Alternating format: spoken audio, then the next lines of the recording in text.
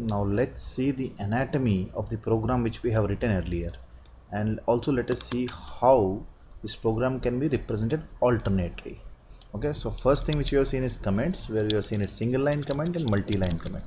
You know the advantage with the multi-line comments, or at least the multi-line comment convention, I can insert comments in the middle of this line. Okay, so int main is a single line. Here we have seen that single line comments are used to explain what this particular line does.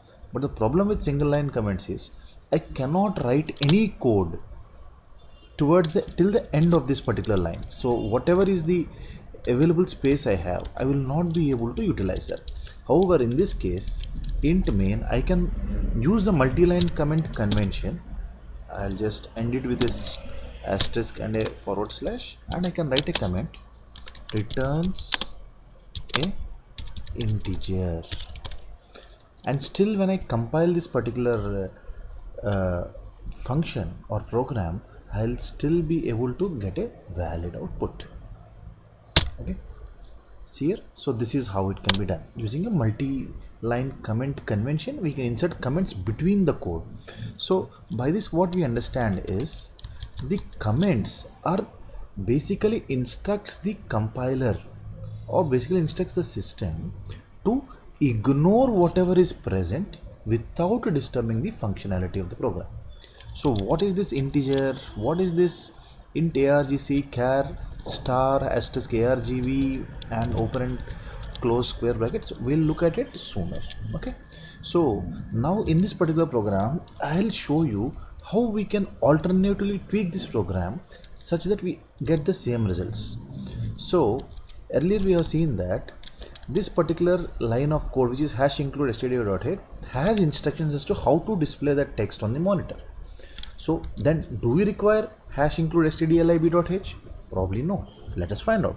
Simple way of finding out is you can experiment with these comments convention. I just comment out this part. So now this particular line is not available for the program for any type of processing, and then I attempt to compile. See, it still worked. So this particular line of code is not useful for this particular program. Okay, but has been included as part of this program by the compiler by default, with an assumption that the user might need it as part of his coding. Okay, so if that is not necessary, then what are the other things which I can experiment with? So here I am suggesting, boss, you return a value of type integer. Returning a value is something which you will see. Suppose I don't want to return anything.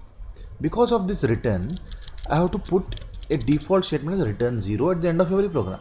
Suppose I don't want to return anything, then I change it to void. When I change it to void, I can ignore this particular line. So simple. By the way which you have learnt earlier, I just comment it out and then I run this program, or I compile this and run this program. So this is a default button for that.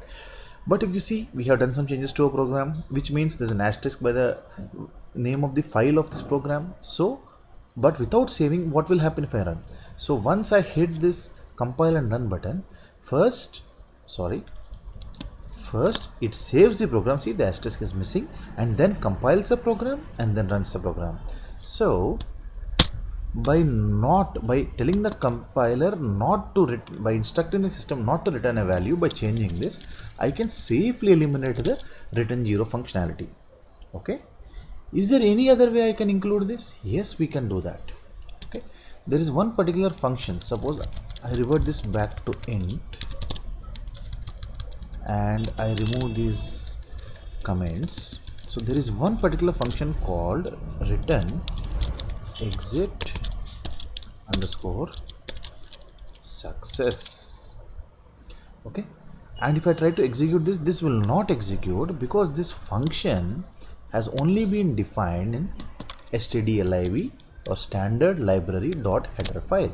So I will have to remove or uncomment this particular line of code. What would happen if I still proceed? So I hit the compile and run button. The file which is not saved gets saved by default, and then when it's attempting to compile, it would say that this thing is not declared.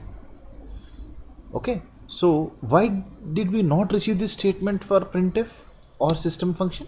The reason for that being these two functions have already been defined in stdio.h.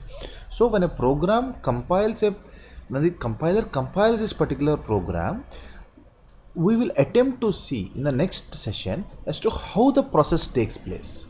Okay, so the moment I uncomment this particular line, which makes it a valid thing, so this some other function, those other functions are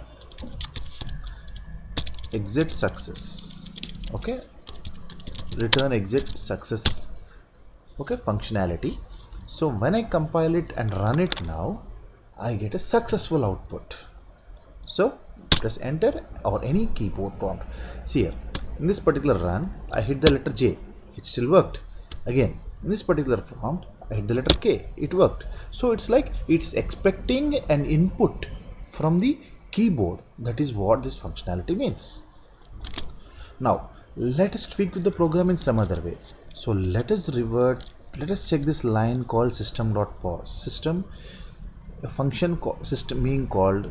So earlier we have seen that when this particular line was commented, the program worked. So the system function is also defined in stdio.h. Most of the references provided by Kernighan and Ritchie show that the system function is defined in stdlib.h also. So what does this functionality do? The only way to find out is comment it out. So now the program will run without this functionality.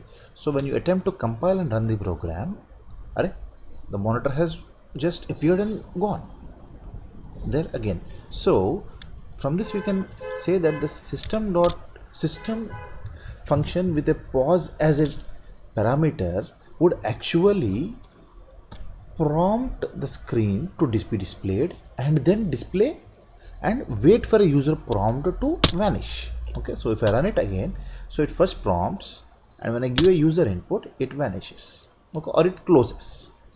Okay, so if I do not want this functionality, can this functionality be achieved by something else? Let's check it out. So let's see, there is one particular function called as getChar, which is nothing but this function, when it's invoked, it expects a input from the keyboard. Okay, so now I comment out the system function and I do a compile and run. So the file is saved and it's run. So yes, the screen is holding without vanishing immediately. So I hit enter or I hit any key from the keyboard and the program executed successfully. Now let's get back to our original start point of the function. The start point of any program is the main function. So how can a main function be defined? Okay, the start.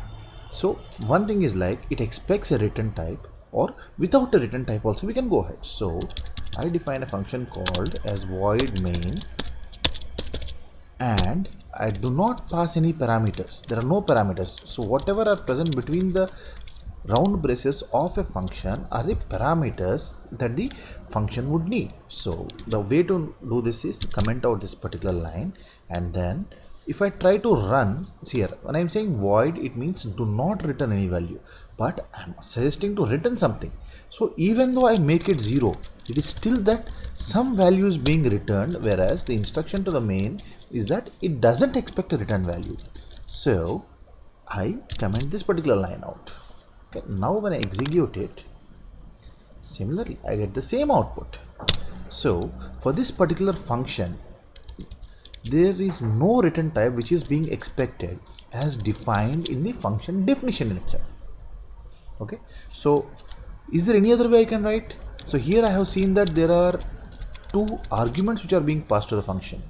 So here I'm not passing any, I can leave it blank or I can type it as void, and when I execute it, it's a successful execution. Okay, so I can still do it as int, so expecting a return type. So I remove my comments, uncomment that line, so I'm returning a 0, but I'm not passing any parameters. Will this execute? Only way to find out is compile it and run. Another successful execution. Any other way I can do it? Let us see what if I do not say return, don't return, let's leave it plain. And then if I execute it, it runs. It's another successful execution which we have. So I can start a function with the name directly, with the word void or without the word void, and still have a successful execution. But why do I need to put it as void return? That's a good programming practice. It will at least ensure that this has been done consciously rather than forgetting it or being lucky. Okay, now let's get back to our original main function. Okay, for convenience I'll just remove this particular comment, and then okay, so what are these int argc and char asterisk argv square brackets?